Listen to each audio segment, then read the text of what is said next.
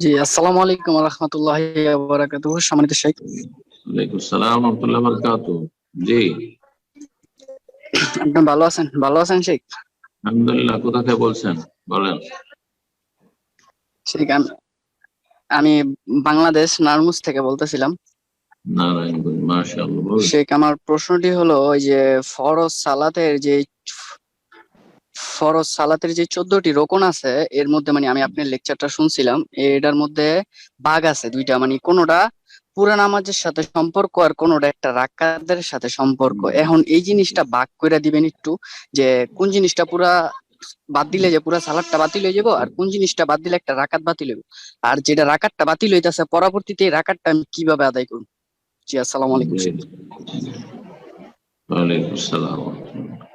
14টি যে রুকুন আছে তার মধ্যে দেখতে হবে যে কিছু রুকুন আছে গোটা সালাতটার একবার একটা রুকুন। যেমন তাকবীরে তাহরিমা তো একবারই হয় শুধু।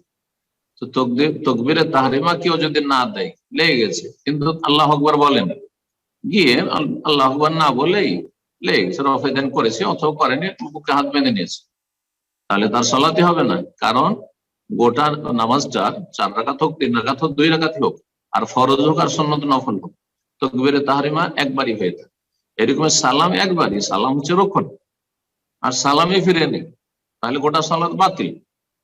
আর তাহাত পড়েছে, দরুদ পড়েছে, দোয়া মাসুরা পড়েছে, সালাম ফিরে নেই, তাহলে সালাত বাতিল। এবার বোঝা গেছে।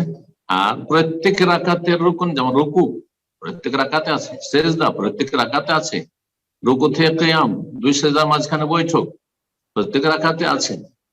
তো এগুলোর কোনো কিছু ছুটে গেলে ওই রাকাতটা মাইনাস হয়ে যাবে, বাতিল হয়ে যাবে। গোটা নামাজটা বাতিল হবে না, ওই রাকাতটা মাইনাস হয়ে যাবে। জি। আর পরে এটা কাজা প্রশ্ন করে নেবে, করবেন। পরে এক রাকাত কাজা করে নেবে। জি। জি, আসসালামু আলাইকুম ওয়া রাহমাতুল্লাহি ওয়া বারাকাতুহু। সম্মানিত শেখ, ভালো আছেন? আসসালামু আলাইকুম ওয়া রাহমাতুল্লাহি ওয়া বারাকাতুহু। জি বলেন। শেখ, কোথা আমি থেকে? বাংলাদেশ জি নারায়ণগঞ্জ থেকে বলছিলাম। শেখ, বলেন। আমার প্রশ্নটা আগামী সপ্তাহের প্রশ্নটাই, মানে আগামী সপ্তাহে হয়তোবা আপনি লাস্টের কথাটা শোনেন নাই, তার জন্য আর কি লাস্টের অ্যান্সারটা আমি পাইনি। ওই যে মানে নামাজের যে 14টা রোকন আছে, ফরজ রোকন, এটা যদি বাতিল হয়ে যায় তাহলে সাও সেজদা দিলে কাজ হয় না। আসলে এই যে রাকাতটা বাতিল হইতাছে, এই রাকাতটা আমি কিভাবে পরবর্তীতে আদায় করব? এক রাকাত অতিরিক্ত আদায় করবেন, যেন যে রাকাতটাতে আপনার হয়েছে, ধরেন একটা রাকাতে রুকু ছুটে গেছে, অথবা ধরেন আপনার একটা সেজদা ছুটে গেছে, 2টা সেজদা যে একটা সেজদা হয়েছে, তাহলে ওই রাকাতটা মাইনাস হয়ে গেল। তো নতুন করে আর এক রাকাত বাড়েন, মানে 5 রাকাত পড়বেন। হয় 4 রাকাত সালাত ছিল, 5 রাকাত পড়বেন, এইটুকু। আর হ্যাঁ, তারপর সালাম ফিরবেন, সহজ সিজদা হ্যাঁ, করবেন। হ্যাঁ, সহজ সিজদা করেন, সালাম ফিরার আগে অথবা পরে, দুটোই জায়েজ রয়েছে। সহজ সিজদা দুটো করে নেবেন, যেহেতু শয়তান আপনাকে বলিয়ে দিচ্ছে, শয়তান হাদিস আছে, শয়তানকে লাঞ্ছিত করানোর উদ্দেশ্যে দুটো সহজ সিজদাও করে নেবেন। কিন্তু সহজ সিজদা দিয়ে ঘাটতি পূরণ হবে না যদি রুকুন ফরজ ছুটে যায়, সেই জন্য সেই রাকাতটিও পড়তে হবে আর সহজ সিজদাও করতে হবে। জাযাকাল্লাহ।